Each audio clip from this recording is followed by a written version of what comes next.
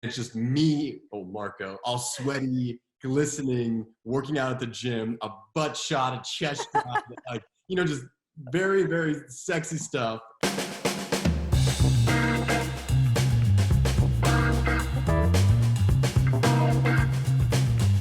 Technology is so wild, you guys. It's so crazy. Okay, we're recording. All right, you guys, it's so nice to meet you in these interesting digital circumstances, but it's super exciting. And honestly, I feel so honored to have already watched the movie because there's not much info out there about, obviously the book, hello, but it's kind of like shrouded in secrecy. I feel at the time we're recording this, we haven't even seen a trailer yet. Maybe you can come to school here with me. This is definitely a problem. Need a hand? Hell no! And I'm specifically excited to talk to the three of you because I think in watching the movie, when I look at all of the characters, your guys' characters are the ones who are really like thickening the plot a lot, if you know what I mean. So like, what can you guys each share, maybe tease us with something that's like sort of a secret or a spoiler about each of your characters? I play Chloe, and she is this sort of magnanimous, she's like well-traveled, she's studying Harvard, her parents are like diplomats, and she becomes best friends with Noah at Harvard.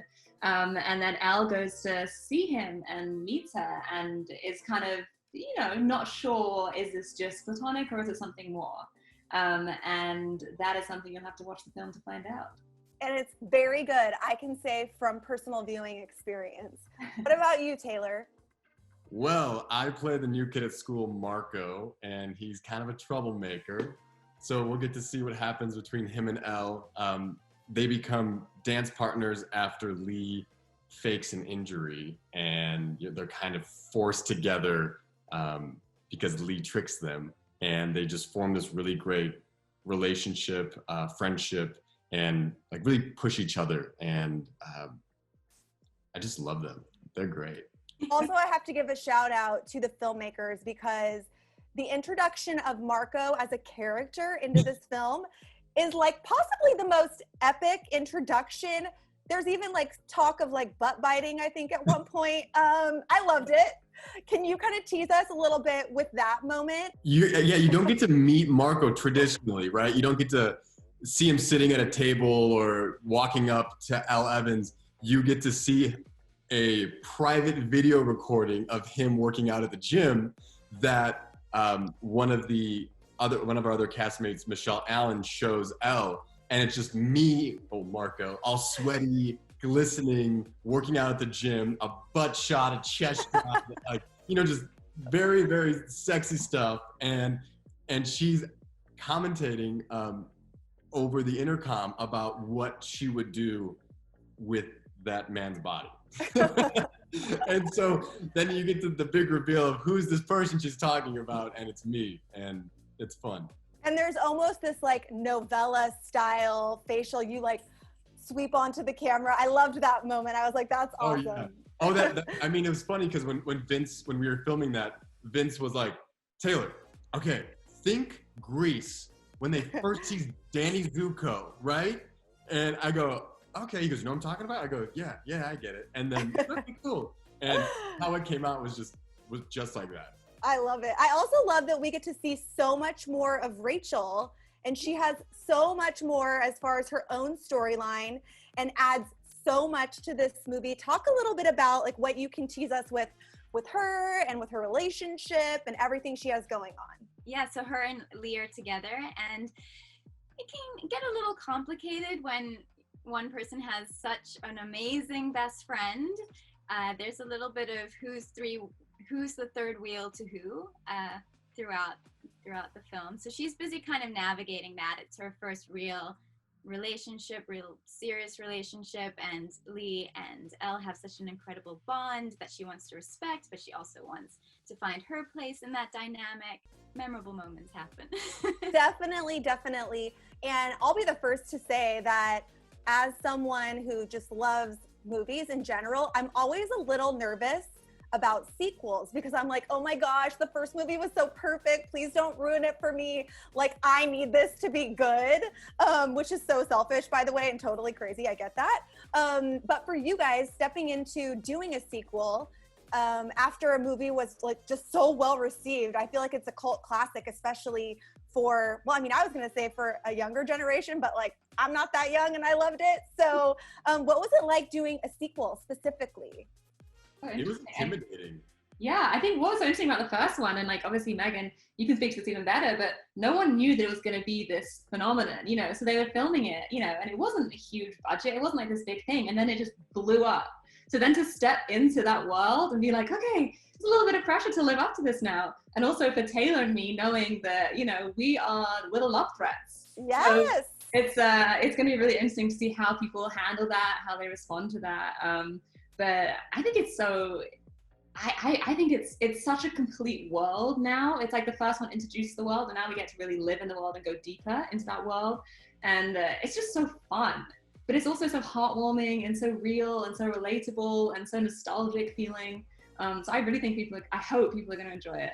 Oh, I think they will, for sure. I'm just speaking for the world currently. Something else that's really cool on this sequel is that Joey King obviously plays a lead role on camera, but also off camera, she's an executive producer. So what was it like having her be like the lead on camera and then also kind of off camera too? I think that's such an amazing accomplishment.